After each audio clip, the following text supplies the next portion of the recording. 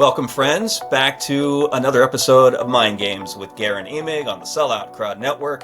I'm Garen Emig, the host of the show, columnist for Sellout Crowd. I've got a friend of mine as my special guest this week. You know him, you love him. Sooners really love him. Eli Lederman, covering the OU beat for Sellout Crowd, is going to join me. Very happy to have him back in Mind Games. Happy to pick his brain again. It's been a while. I've been on his show quite a bit. It's about time he came back into my world, and we hashed out some things related to OU football. We're going to do that, but first, allow me to thank our sponsors for Mind Games. They do some nice things to help us here on this program and others in the Sellout Crowd Network. They include Next Gen Roofing, FireLakeJobs.com, 988 in Oklahoma's Mental Health Lifeline, MidFirst Bank, Two Fellas Movers, the National Cowboy and Western Heritage Museum, and of course, our Oklahoma Ford dealers. Drive into your best at Oklahoma Ford dealers today for the best deals on Ford's full lineup of trucks and SUVs. Ford is the best in Oklahoma. Eli, my old friend, it's good to see you again on my program. Thank you for having me back. And I know I've owed you. I'm my debt on show appearances. You're gonna get me whenever you need me after football season. You're gonna get like six straight episodes with me because I owe you a whole lot of appearances. Personal testimony, Two Fellas Movers. When I made my move from Stillwater to OKC a couple years ago, jumping from the OSU beat to the OU beat, Two Fellas got me there. And so I can stand by them, and I can stand by Mind Games. I'm thrilled to be back. All right, did you meet the Two Fellas, Eli? Here was the thing about it. More than two fellas. Ah. Yeah, it's like when you go into a Five Guys and you start counting, and there's way more than five guys in there. One guy for the patty, one guy for the tomato, right? Mm-hmm. At least one guy for the fries. That's still the highlight. Still the highlight of any Five Guys experience, right? Is the sack of fries that comes with the burger. Correct. You need two fellas just to carry a bag of those fries. This is why we have Eli back on the show for things like what just happened. Podcast magic. Every week on the Letterman Jacket. If you haven't tuned in, what are you doing with your life? If you haven't caught this show, no big deal. Watch this episode. You'll be hooked. I promise. We are going to talk about the Sooners. Maybe a little bit about even their football game at BYU this weekend. Might branch off beyond norm and talk about some other stuff that's got our attention. But the last time I had you, my friend, on the show, it was a little shop talk. I like the idea because I didn't title the episode Mind Games because I thought it was cute and would get ratings. I really do want us to think about some things when it comes to sports, specifically around here this time of year, Oklahoma football. And I brought you back onto the show to sort of give listeners, viewers, an opportunity to think about things beyond, Dylan Gabriel's breaking into the top 10 in passing yardage, or Gavin Sawchuk's back-to-back 100-yard games, or whether, people are really hurt, or how serious is their injury, and that kind of thing. I want listeners and viewers to sort of know the people in the program, and that there's no better resource in doing that, I think, than the beat writers who cover the team. You and your colleagues on the beat are around that program a lot more than I am, a lot more than my friends Barry Trammell and Jenny Carlson are, Todd Lisenby and Sam Mays, podcasters on the Sellout Network. We all talk about Oklahoma football. We all go to the games. In the case of the three columnists, we certainly interview these guys and these coaches, but not like you do as a beat writer, and therefore we don't have the understanding of what makes some of these guys tick as you do. And so I thought, for starters, I would ask who you've enjoyed getting a chance to talk to or meet or get to know or crack a joke with, shed a tear with. I doubt that's happened, but maybe it has. Tell us a little bit about some of these guys behind the names and numbers that fans at Owen Field see. Well, how about this? At the end of the season, we give out like a media cooperation award, right? The Good Guy Award. I think past winners include Braden Willis. Some of this precedes my time on the beat, but I'll frame it with the top five guys, the top five candidates for that award this year. I think that can give a good sampling of who we're talking about. And this is in no particular order, I guess. But, Walter Rouse, the Stanford transfer, was certainly the guy who was immediately after getting here kind of captured the attention of us reporters because of the way he spoke and how open he was, mature, intelligent, all of that. And that's remained. I mean, I've written some really fascinating things about Walter and learned about his family, his background. But I'll take you to late night Saturday after the West Virginia win. Walter Rouse finishes up his media duties, goes 15 minutes talking, and then he was just standing around, and I'd seen he had some family in town, so I just mentioned it. Somehow, 2 minutes later, we were talking about economy plus seating on American Airlines flights and what it takes to be an offensive lineman flying, because believe it or not, flying experiences for me, 5'8", 150 some odd pounds, is different for Walter Rouse, 6'4", Right. 325 pounds. So we got all into that, and we were just chatting. So he's somebody who has certainly been comfortable in media settings and has spoken well, kind of as a representative of the team, but also somebody that I've talked Legos and Marvel movies and airline snafus with. So he's somebody who stood out. Another offensive lineman, McCade Matoyer, I think, again, is a good representative of this team. Offensive linemen in our profession tend to be some of the most even-keeled guys, and perhaps I say normal. I don't mean to assign anything other than normal to other players, but quarterbacks tend to approach, media obligations a certain way. Wide receivers, cornerbacks, you get into the groupings of how we think about different positions on a football field.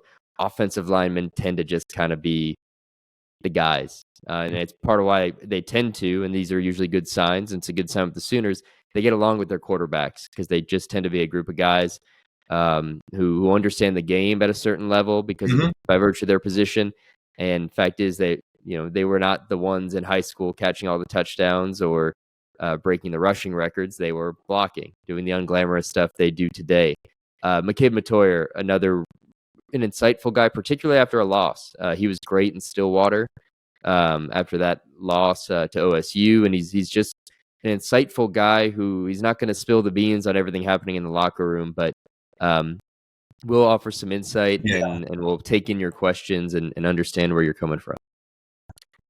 I want to talk about the quarterback for a second, because you've been able to sort of peel the cover back on Dillon Gabriel a few times this year. The most recent being when you wrote a terrific story. For those who haven't, you need to get to it and read it on selloutcrowd.com. Your piece about Dillon Gabriel growing up in Hawaii, idolizing Colt Brennan, who was the quarterback who was among the top 10 in passing yardage in NCAA history before Gabriel passed him the other night against West Virginia, and drawing a parallel back to a moment earlier this year, right, where someone asked Dillon Gabriel about whether he had a concept of OU Texas and the importance of that game growing up. And his response, I believe, was along the lines of, I was too busy sitting in Aloha Stadium in Honolulu watching Brennan slinging around for Hawaii. That was terrific. And we just, you and I just recorded an episode of your show, The Lederman Jacket, where we were discussing Gabriel's football legacy, which we should do. That's a pretty big program, an important program around here especially. It's the most important position in that program. Comes with a lot of the spotlight, responsibility, whatever you want to call it. Nothing wrong with digging into what Dillon Gabriel has meant as a player to the Sooners these past two seasons. But I think there's also a story and room for a story about just how he's been in terms of comporting himself, in terms of presenting himself, in terms of how he's answered questions and how he's interacted. And you've been able to provide some real color to that this season. And I was hopeful that you tell listeners / viewers whether you've enjoyed it as much as it's come out in some of the words you've used. Yeah, well, he does, in keeping with that list of 5, he would be there on that list of the 5 guys who might be in that running for media cooperation, because one, when you're the quarterback, other guys can get out of talking in given weeks and don't talk to media every week. Some would really enjoy to. I think Walter Rouse, 5 days a week, if he could talk, he would. But Dillon Gabriel is the guy who has to talk after in good, in bad, after losses, and he's certainly I say improved. I think he's become more open in year 2. Mm-hmm. And obviously things have gone better for the Sooners. He's probably, as we've learned about him in a lot of other facets, more comfortable in year 2. Surely media and speaking about this team and being a leader on this team in front of cameras and microphones has improved. And he's really, he's a guy that after losses, he's going to tell you how he's feeling. I think the quote it was after that Oklahoma State loss. Someone said, "What's the feeling in that locker room?" And he just looked and kind of deadpanned and said, felt shitty," which Mm-hmm. no shit. After that game, so he wasn't going to Right. placate and No. go on a 2-minute deal of, well, guys are down, and I'm sure that was all there in what he had to say, but he was honest. And in good times, he's been really insightful this year and willing to talk about things. I'll say this.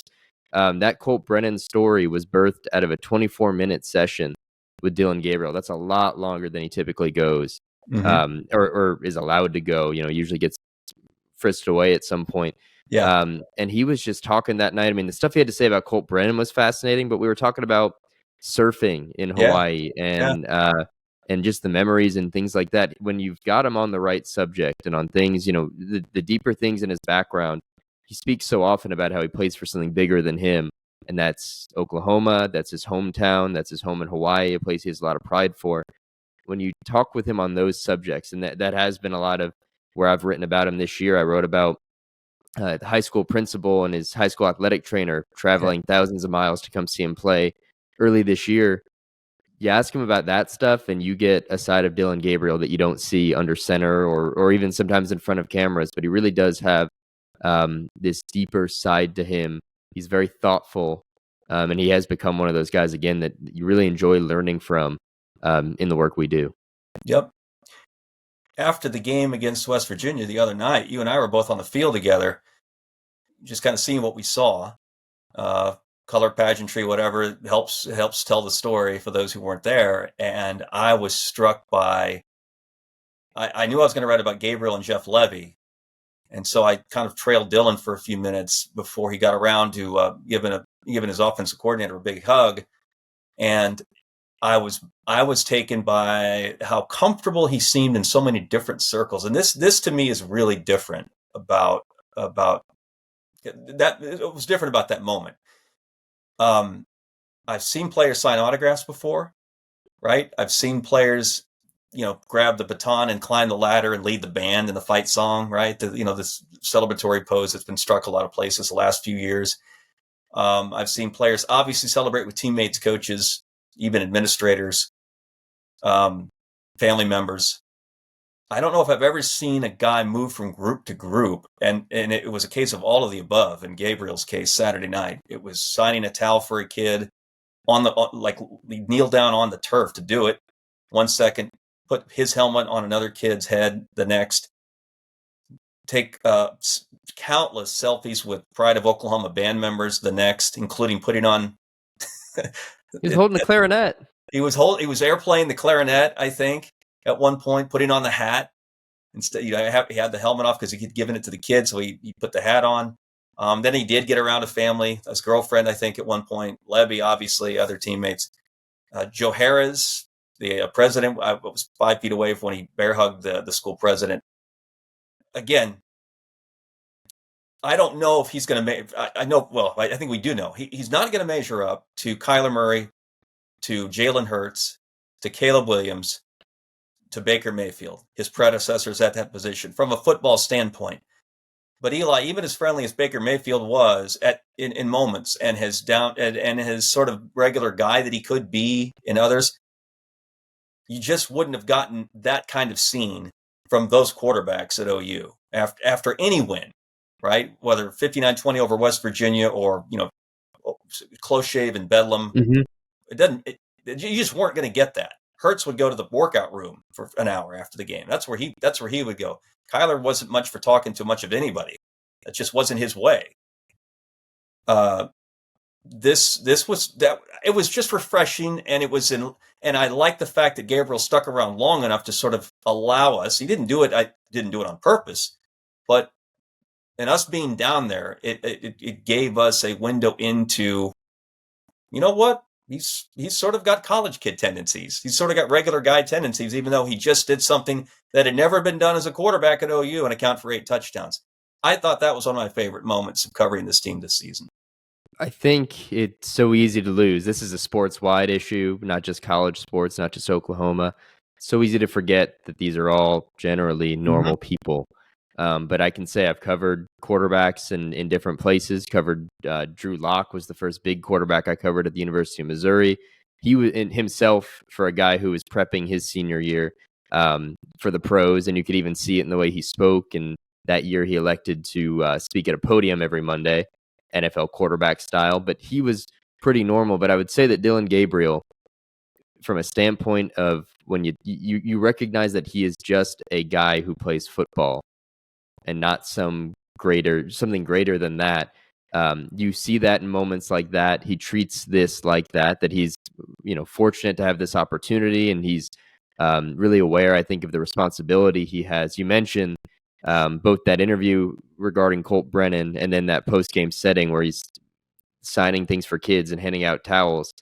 This kind of sums it up. Dylan Gabriel explained that part of that for him is that when he was a kid, he was the one at University of Hawaii games who, if he got a wristband or a towel, his next 4 weeks, that wasn't out of his sight. He'd be out in the street playing football with a wristband on, and it would be on his nightstand. And that's where he comes at it from. And that's where, when you see him taking photos and signing things for kids, all that, that's rooted there. And gosh, if that's not just a normal thing, someone who was shaped by an experience at a young age, who's now found himself at the stage he has, holding on to that stuff, that is the Dylan Gabriel Oklahoma has gotten.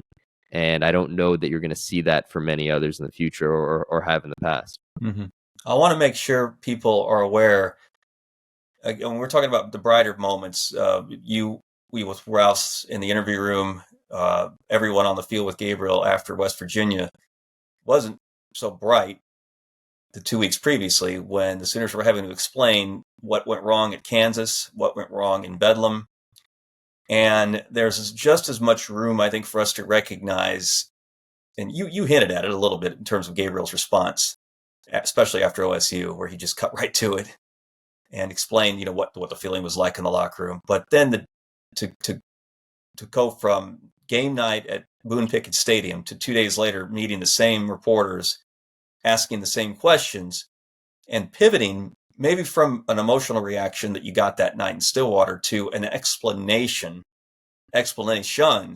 for what went wrong. And I want to point out the work that Gabriel did there, but also that Drake Stoops did. A lot of us at Sellout have focused on Drake Stoops lately. There's a good reason for that. He's never been more important or productive to his Oklahoma offense. He's winding down the end of a college career that's been very interesting for a lot of reasons that have outgrown the fact that he's Bob's kid, right? I mean, we're well past that, but it's still the layers to the story continue to develop. I want to make sure people understand that it's the cliche is not as easy as it looks to catch a football when you're about to get drilled by the safety in the end zone and hang on to it and all that stuff. You know what else isn't easy? Explaining a 3-point loss in Bedlam where you were involved in a lot of turning point plays in a game that none of your fans thought you were going to lose going in, that all of your fans were upset that you'd lost the week before to Kansas, and for him to stand there and not just answer to it, but detail it.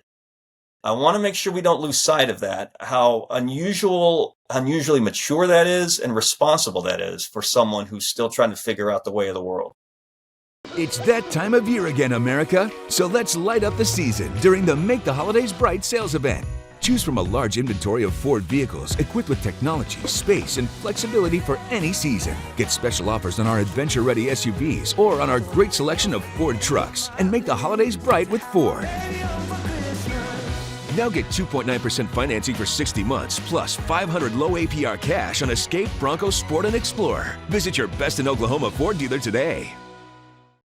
Indeed, and Drake Stoops has kind of been, along with, I'd say, Dylan Gabriel, Danny Stutzman, Those would be guys you'd say are some of the emotional leaders on this team, but they've also been their public leaders, the guys who have spoken in the bad moments, when it's not so easy. It was really easy, I'm sure, for Dylan Gabriel to get to the podium, or for Danny Stutzman to speak after the West Virginia win. But as you say, the flip side of that is being willing to step in front of the microphones and the cameras after losses like that. And Drake Stoops qualifies as another guy who has really put the right foot forward. Not, it's the easy thing to say always is, well, we're on to the next week, we're putting it behind us. And you'll hear plenty of that, but an acknowledgement too of either what is lost some weeks, after they effectively ended their college football hopes, and after, their Big 12 title hopes took a big hit, not acting as though that didn't happen.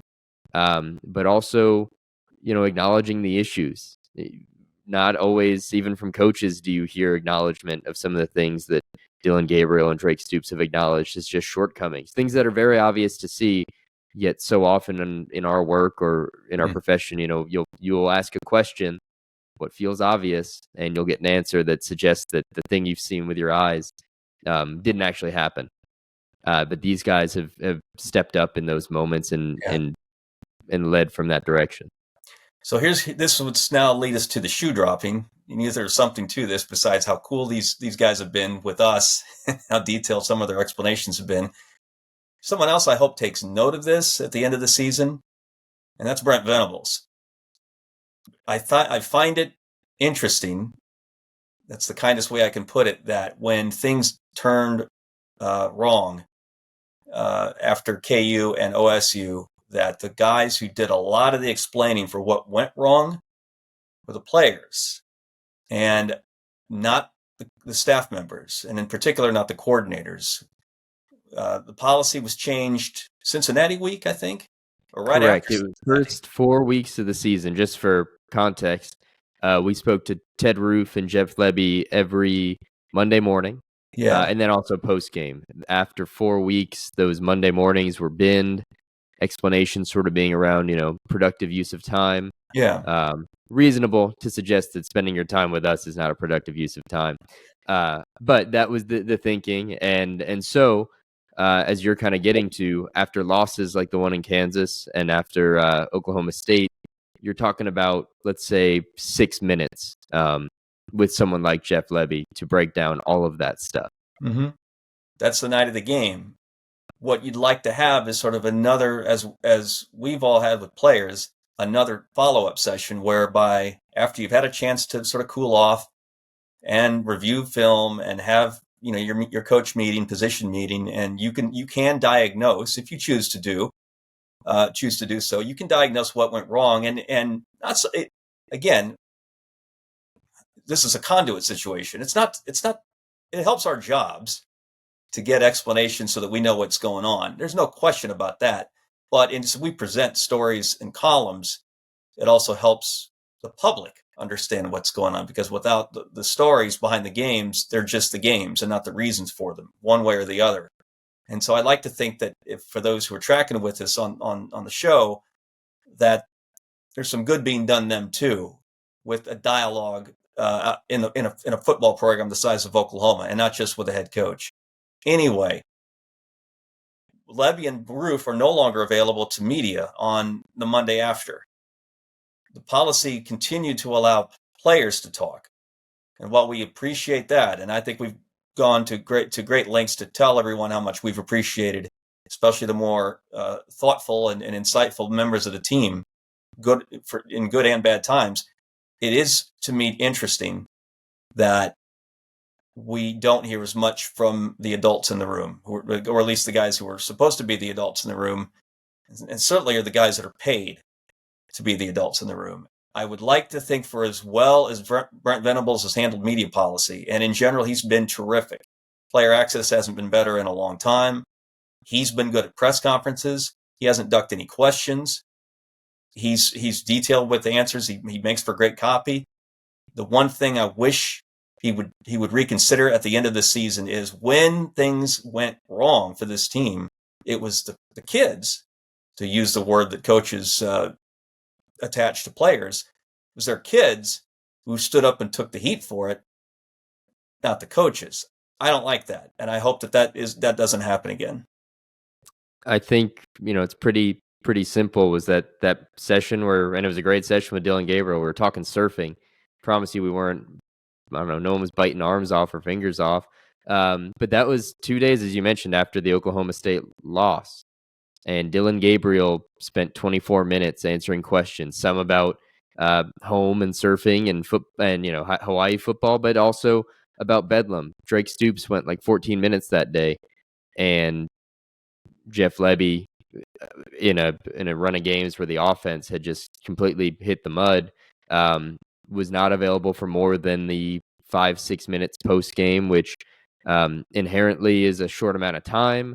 It's a time where, whether right or wrong, and I think often right, a coach can say, well, I've got to look at the tape, reasonable, but then there's no other opportunity to follow up, and it is left to Dylan Gabriel, the now compensated somewhat, in an NIL era, and Drake Stoops, I'm sure, compensated somewhat in an NIL era, but not paid like Jeff Lebby, answering questions for a program, as opposed to a coordinator who, I think if it's not in the job description, it's inherent to it, should be in front of his players, taking hits for his players, whether it's fair or not. And in that instance, you had, as we've hit, Dylan Gabriel and Drake Stoops were the faces out front, and they handled that more than adequately, exceptionally, and yet the coach paid several $1 million was not out there.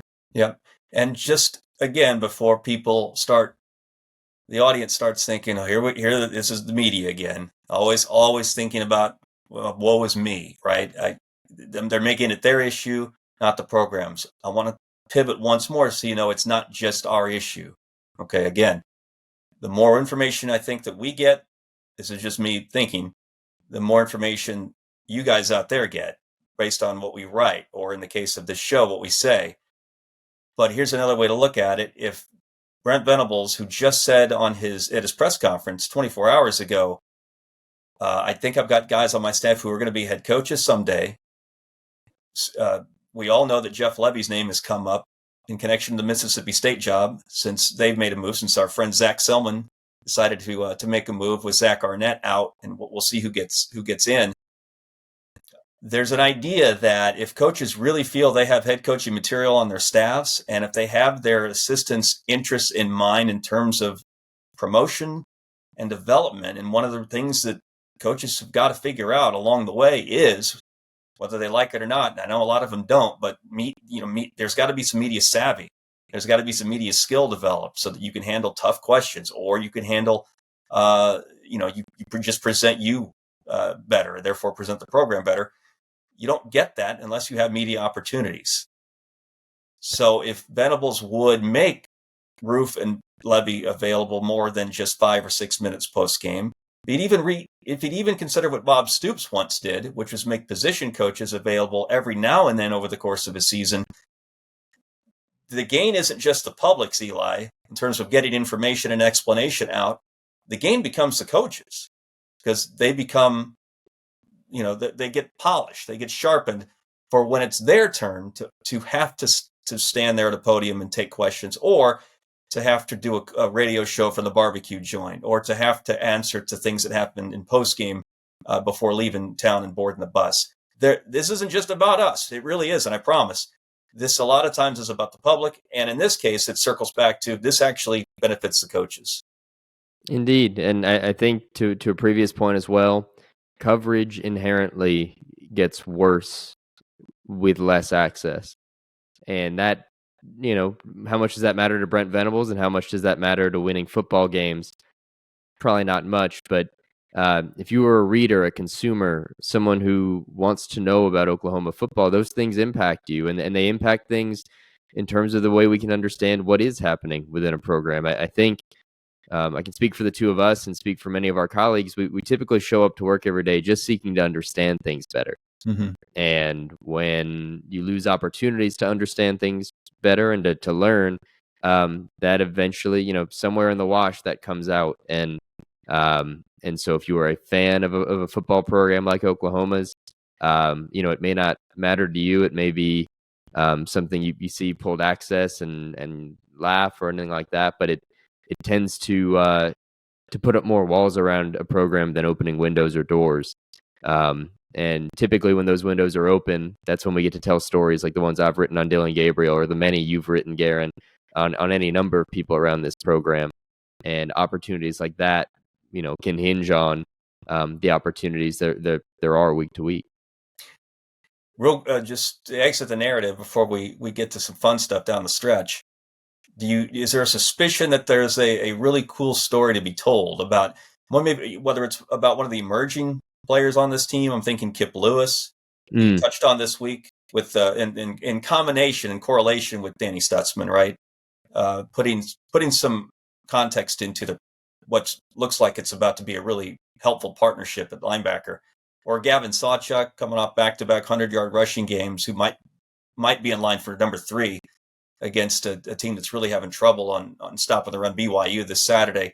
Or is it less obvious? Is there a player or personality that you think might just emerge between now and the time the Sooners go to their bowl game? Well, I think Caden Green has been one of the most fascinating guys this season because he stepped in seamlessly as a freshman. 4-star, highly touted offensive line prospect, but wasn't going to be a day one starter. But spoke before he came to Oklahoma about wanting to come play for Bill Bedenbaugh. Like, he's a Bill Bedenbaugh guy, and Bill Bedenbaugh's at Oklahoma is part of it. So he's known for years that, offensive linemen come to Oklahoma and then they go to the NFL. And in year one, a guy who physically looks ready for everything. He looks already, I don't know about NFL ready, but certainly SEC ready in year one. He stepped in and been really successful. And I would be fascinated to learn more about him, to uncover more about him as a guy I think could well be that next big Oklahoma offensive lineman to come out of here in a few years. He is one of the emerging talents that if, whether it's this offseason or at some point, maybe in the next few weeks, get a chance to dive into his background, talk to him. I'd love to learn more. You do like the O-line? I like the O-line, but I'll say this. I'll give one more shout out. This is a personal touch. Key Lawrence, safety, OU safety. We were at Cincinnati. It was the first time he mentioned it in the tunnel post game. He said, "I like your hair," which, as you know, Garen, that's how you get me flattered. And he said, "You ever seen Gatsby?" And I said, "Yes." He said, "You look like Gatsby." And anytime I see him now, nice hair, Gatsby. And so he also lands with some, he knew how to ingratiate himself to me in that respect. That personal touch has shot him up my rankings in terms of media cooperation. This is the stuff I really love. I mean, just the moments, right? I mean, who was the guy back in the interview room Saturday night? God, it was almost Sunday morning by the time we got out of there. Post West Virginia, he finished his session with media. This was just darling. Everyone uses the word "like" too much. I do it. My kids do it. We all. That's like the default word when we're trying to finish a thought, or it sometimes gets in the way if it becomes kind of a crutch. And there was one of the players who was leaving his media session and saw Mike Houck, who is the associate athletic director, our good friend, because he's the facilitator when it comes to this stuff. He's the media relations guy at OU. Also doing us a big service by his efforts this season, along with Brent Venables, 2 coordinators accepted. Anyway, the player sees Houck and says, "Check. Did you see Mike? I didn't say like as much, right?" I'm trying to think. Was it Kenai Walker? Was it Gavin Sawchuk? I don't know. Since we can't identify who it was, I got the biggest smile on my face listening to Rouse tell your group about airplane travel, because most of the guys in the room could overhear Rouse tell the story, and to the point that Houck actually had to remind Walter that there was that Dylan Gabriel was talking, and he said, "Oh, QB's at the mic. I got to go." Yeah.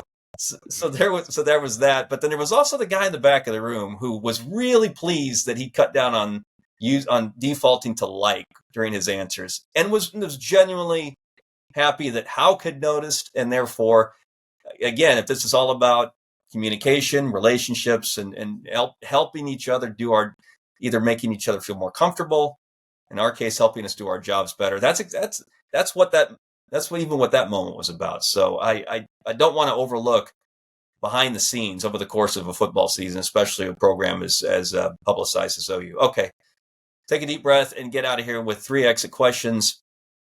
Eli, I hate to even bring this up because all it's going to do is you're going to knee jerk to the conspiracy theories that are working against the Sooners that the fan base has been programmed to think is going on. And of course, there's a lot of bull. What Gabriel said after OSU, it's wrong. Can you think of an instance where it was right in the history of sports? Is there a moment where a fan base had the right to grab pitchforks and take to the streets over how they were being treated by officials? Is there just one? Those watching can see Tottenham Hotspur FC on the left side, right side here. Anytime they've lost, I would say, probably the fix has been in. Certainly the Champions League final in 2019, that was not a fix. That was just poor officiating. They had it ripped from their hands. But sticking with soccer, as has been professed, I believe here on Mind Games, if not on the jacket, I'm an admirer of Diego Maradona, one of my favorite athletes of all time. I just find him endlessly fascinating. Right. And of course, his most infamous moment is the hand of God, where he scored a goal, most certainly with his hand. And even the most rudimentary of soccer followers knows what's the one thing you can't do in soccer: use your hand. So 1986 World Cup, Diego Maradona used his hand to score a goal, known as the hand of God play. England fans in 1986 probably would have had a gripe, might still have a gripe all these years later. I would note, as an aside, that goal, he scored 2 in that game. The controversial one obscures perhaps the greatest goal of all time, which he scored in that one. But the hand of God is what everyone remembers. So England fans probably still have a gripe all these years later. How about yourself? Where has the fix been in? I was going to circle back to actually the OU fan base. The one time they had a right to lose their minds and everything else. Oregon 2006. Alan Patrick recovered the onside kick, clear to everyone but the replay officials up in the booth, who awarded the Ducks possession, which eventually won the Ducks the game, which Bob Stoops still can't get over, which many members of that staff can't get over. I haven't talked to Alan Patrick since he left OU. I don't know how he feels. He probably thinks about that a few times. And if you're an Oklahoma fan who uses that as a benchmark for how the world has been stacked against us, officiating wise, since, I'm not going to agree with anything since. I'll grant you the benchmark. That was bad. It will always be bad. Got one more for you. You got one more, a bonus, yeah. Well, I happen to be a graduate, not a fan, but a graduate of a university that once lost a game on a 5th down. And that would seem to be one that is stuck in the craw of Missouri fans for years, and probably pretty rightly so. Because that was one of those Colorado teams long before Dion that were, nationally contending and all that. Yeah. They got a 5th down in Columbia, Missouri. The Tigers need all the help they can get, have always needed all the help they could get. And there was Colorado, powerhouse, coming in and getting an extra down in a football game. Yeah. There are judgment calls, and then there are facts. Colorado ran 5 plays to get in the end zone that day in Columbia, same as Alan Patrick emerged from the pile after the onside kick in Eugene with possession of the football. So some things are there's no getting around. Judgment calls being one thing, backed by video evidence, backed by the counting of 1 to 5 in your case being the other. The Sooners are at BYU. I haven't talked. That is correct. I'll be in Provo this You'll weekend. Be in Provo. I'll wish you well. I'm going to Houston to watch the Cowboys try to get back on track against the Cougars. That's for another show. We haven't talked about the matchup, maybe because it's a 20 point spread? 23? 24. I think there's a lot to worry about here for OU, but we'll have to see. I'm more interested in the fact this is OU's first ever trip to Provo. Is this your first trip? Correct. Yeah. First trip to Utah. Okay. It's a beautiful place, a lot of friendly and decent people I'm sure you'll encounter. It is different. BYU has an honor code in place. It's a school run by the Church of Jesus Christ of Latter-day Saints, which means that policies are not of the ordinary and compared to a lot of public universities around the country. I was digging through the honor code a little bit earlier today, looking for a way to incorporate that into exit questions. Here's what I came up with. Eli, students at BYU, under language in the honor code, must refrain from the use of alcohol, tobacco, tea, coffee, vaping, and marijuana. Which of those things would you have had the most difficulty managing had you gone to BYU? Well, I had some really fun times in Columbia, Missouri, and elsewhere, but that there's certainly some things on there that I might have tripped over. But I'm sitting here, I've got my tea here. I've cut coffee out almost entirely. I drink a lot of tea, and I have been drinking a lot of tea for a long time. That would be the one. Can't have a cup of tea. Am I gonna get in trouble if I bring my own tea bags this week? I'm preparing. My bag's already packed. I pulled. I don't want to have to bail you out of jail. Sellout crowd's good for it. Yeah. Or we'll find out. Well, the two fellas, we're gonna find out what kind of money they have, or what kind of jailbreaking skills the two fellas movers have. I went word for word to present this to you. There is decaffeinated tea, correct? Yeah, but come on. I really do enjoy it, but I need something. So you'd have trouble with the caffeinated version, is what you're telling me. Yeah, and I probably would have had trouble if I attended. The whole drinking part of it too probably would have been a problem in college. Yeah, I went right to booze. I mean, there's just no way around. That would have been the one. No, I would have tripped over that one. Yeah. I think Jim McMahon had a lot of fun at BYU despite the honor code. I would have been more Jim McMahon than a Jimmer Fredette. That's a fact. My 56-year-old Garen, by the way, would have trouble with several more on that list than 20-year-old undergrad Garen, which probably tells me I've got like Arrested Development or something, or Benjamin Buttoning my way through life in terms of maturity. All right, last thing, we're getting close to bowl season. We'll talk a lot more about that next month. We'll count down to wherever the Sooners are going and wherever they're playing. Eli, is there one bowl that you're already trying to speak into existence for Oklahoma because you haven't been there, you think it might be cool, or you think that the opponent might be a lot of fun to cover? Well, the two playoff sites, right, this year are the Rose Bowl and the Sugar Bowl. Mm-hmm. Two great cities, two great locations. I've been to New Orleans before, but not to the Sugar Bowl. I would have taken a trip to New Orleans, speaking selfishly, or a trip to the Rose Bowl. Right. Granddaddy of them all, of course. Those are off the table for the Sooners now.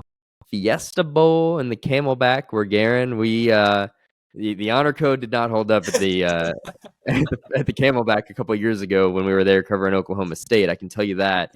If from a selfish standpoint, if we were sent back to a resort in Arizona for a week just after Christmas, I wouldn't be too disappointed. Okay. Matchup standpoint, it's the obvious one. It's the one I think we're equally excited about, but would be completely dreading, is Oklahoma USC in the Alamo Bowl, which feels too perfect. It might be the thing that could actually blow up college football. I don't know.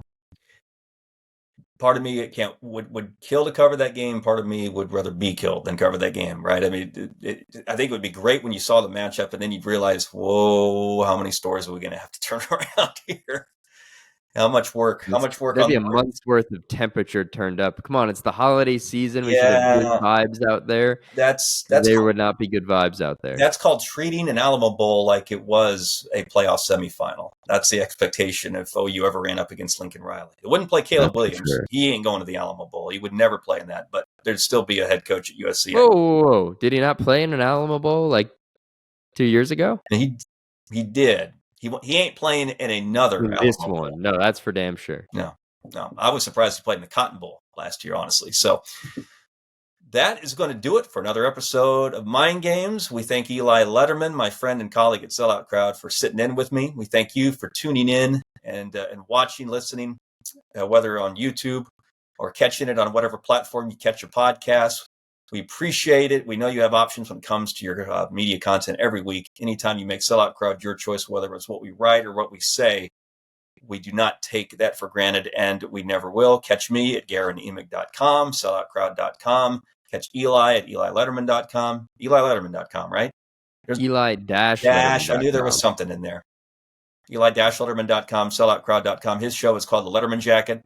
Catch that weekly. Catch Mind Games with me weekly. Enjoy the rest of your day and your week. We'll talk next week.